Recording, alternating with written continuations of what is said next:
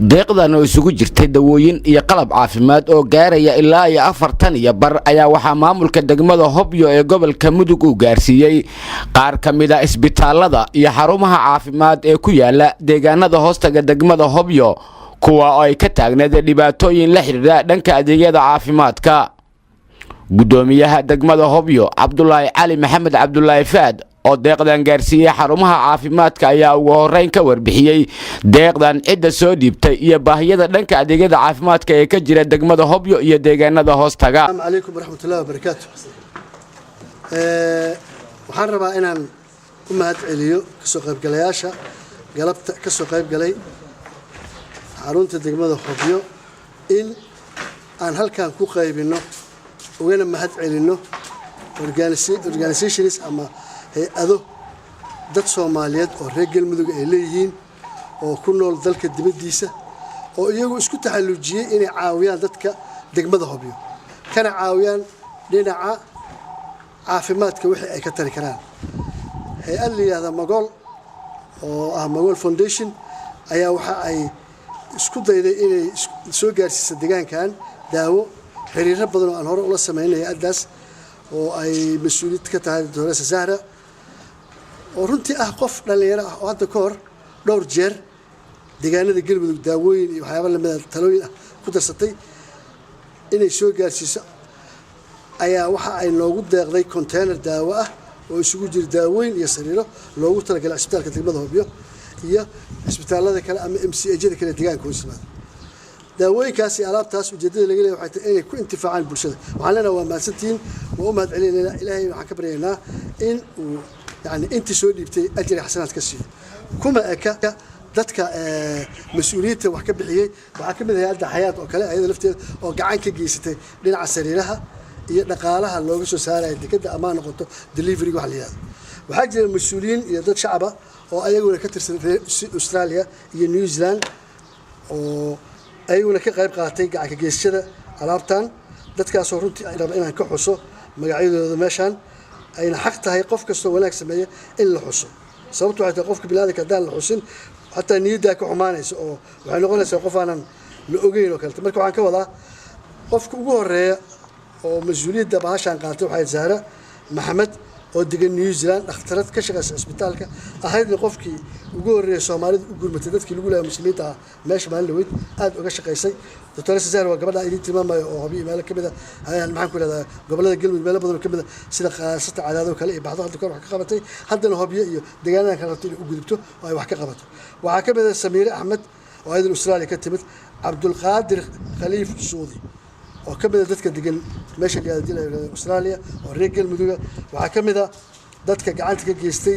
Allah dhaafee Gaarane Abdi Xasan oo Australia degan Abdirazaaq Ibrahim Sabriye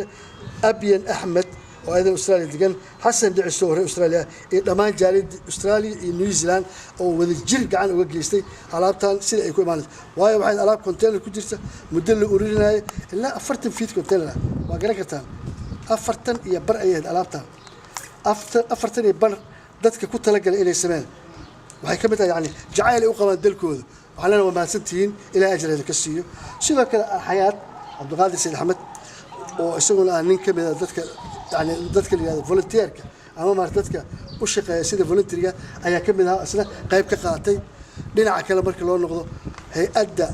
la yiraahdo Italian Corporation ama hay'adda Talyaaniga ayaa naga bixisay diyaaradda lagu soo qaaday alaabtan oo runtii haddii aan rajaabkeena ka bixinayna lagu qaadan lahayd lacag 20 ku dhawaada.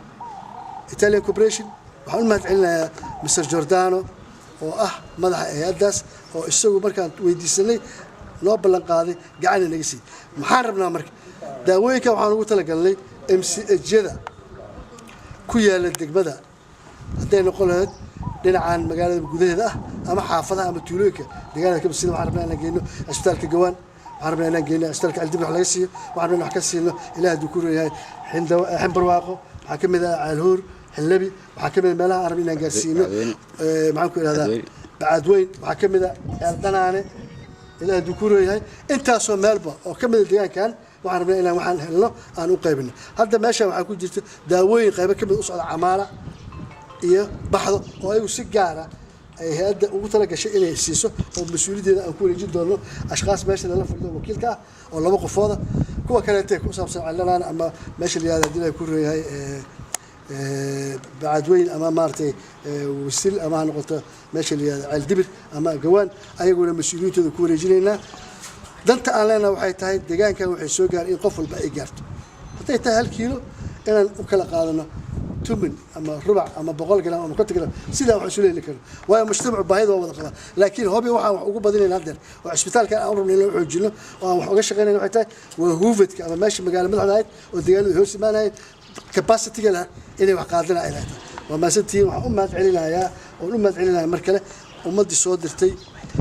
وحان أمهات علينا وسيلة كانت أيضا هل كان ربنا كحوسه حلوان ذبح تليل أو يدو إسبتال كان جوان دلال بدك جيستي حتى لو بلن قاعدين سيدا إنه شاكتي أو أن كسرين هورنا أيوسمين جستي إن الدجانك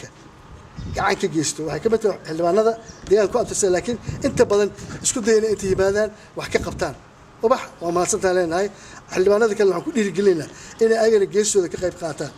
يعني حلبان هذا قبل أول شيء يكون أكثر سنة ويا بدوكتين السبتال هذا غير السجوان والسبتال اللي كوميونيتي دولة برس كل مستعار سلمنا وحرنا مستمع صوت كاشدان كان دميستران كعصب للسماء حافظ البلغة السماء وما سنتين دكتور عمر محمد علمي عمر بيله oo ah agaasimaha isbitaalka Gawaan ayaa isna la hadlay warbaahinta qaranka waxa uu ka mahad celiyay daawooyinka iyo qalabka caafimaad ee la soo gaarsiiyay isbitaalkaasi isagoona sheegay in adeega caafimaad ee la soo gaarsiiyay uu yahay mid xilligan loo baahnaa أنا waxaan mahad celinayaa arrimahan meesha ka imaadeen mana ogeyn qofkana ma ogeyn wax soo dirin ma ogeyn waxaan noo soo sheegay mid qana gudoomiyaha degmada Hobyo noo soo sheegay oo naga qayb galshay inaan wax ka qaadano marka asaan u mahad celinayaa ma fahantiin idinkana mid qana Allah idin fududeeyo xaaladda ku jirtaan waa arka caafimaad ahaan markaan u fiirsho hadda Gawaanna waa soo arka Hobyona waa arkaya xaalad aad u dambaysa ku jirtaan aad u dambaysa ku jirtaan ma u balaysan mid qana meel oo mid qana oo saa xamar u buuq badantiin in saa ugu dayacantiin ismalaha marka caafimaad ahaan idin kala hadlaa bas waxa way barnaamijkeena caafimaad wax ka bedela sidoo kale qaar ka mid ah waxgaradka deegaanadaasi oo ka hadlay munaasabada lagu wareejinaya dawooyinka iyo qalabka caafimaad ayaa ka mahad celiyay iyagoo sidoo kale sheegay in baahiyada ka jira deegaankaasi ay yihiin kuwa aad u badan dawada halka lagu qaybinayaa waa waxtarmaad weyn oo Hobyo iyo deegaamada ay xukunto ilaahay u keenay dadkeeduna u dadaalkaas hadii lagu wada daydo waa wax qabadka ugu sareeya dadku ayaga dawladda isu ah inay wax isu qabtaan wax isu taraan hadii waxa la urursho awoodda la isu keenana wax aan la qaban karin lama arko dayaxa waa la tagi karaa hadii dadku ay ku fakaraan marka waxaan u mahad celinaynaa in allaale intii qayb ka geystay intii isku soo taxalluujisay inay meesha wax taraan hartay oo dadkii ka hartay adduunka oo dhan ka dambaysa ilaahay qayb baan ha siiyo ajar iyo xasanaad ilaahay ka siiyo sida hadda maamulku u qaybshana aad iyo aad ugu mahad celinaynaa in la qaybsado wax kasto la helo waa shaqo aad iyo aad u wanaagsan وأن لا له اللي بنا اللوق لا لقين وح الله وذي قيب صداقة في عن بركة كجرتا آدي آذان ومهد علينا maamulka hay-adaha dhammaan shacabka odayaasha kulli waa idin mahad celinaynaa gaar ahaan gudoomiyaha degmada ee soo maray dhul aad u fara badan oo degmada u raadiyay ama daawo ama isgaarsiin ama yacni maaragtay horumarkeedii wixii ku horumari lahayd gudoomiyaha aad iyo aad buu u mahadsan yahay hadda waa maaragtay shaqadiisii nin walba meesha uu mas'uul ka yahay inuu maaragtay bilo shacabkiisa ayuu maaragtay xisaabtanka ugu jirtaa taas waxa weeye aad iyo aad buu ugu mahadsan yahay hay-adaha sidoo kale sida CBD oo kale oo hadda guriga quruxda badan oo aan dhex fadhino noo dhistay ayaguna aad bay ugu maaragtay mahadsan yihiin wax kasta oo la qabto waxa ugu wanaagsan wixii maaragtay jazuur ah oo haraya hay-ado badan oo taakuleeya dadka way jiraan laakiin bariiska la cuno waxa aad uga wanaag badan yani jazuurka waxa uu hara umada ayaa u wanaag badan hay-adaha kale inay ayaguna ku daydaan oo wax qabad yani u reebaan dhulka ayaan u baahanahay waxaan kaloo u baahanahay sida Maris ayaduna sidoo kale inaysan ku ekaan kaniiniga oo la bixinayo kaliya waa inay maaragtay wax qabad ballaaran u muujiyaan umada dhul badan ay geeyaan maaragtay wixii loo baahan yahay oo tansiilada Cabdirisaaq Maxamed Axmed warbaahinta qaranka Soomaaliya gaalkacyo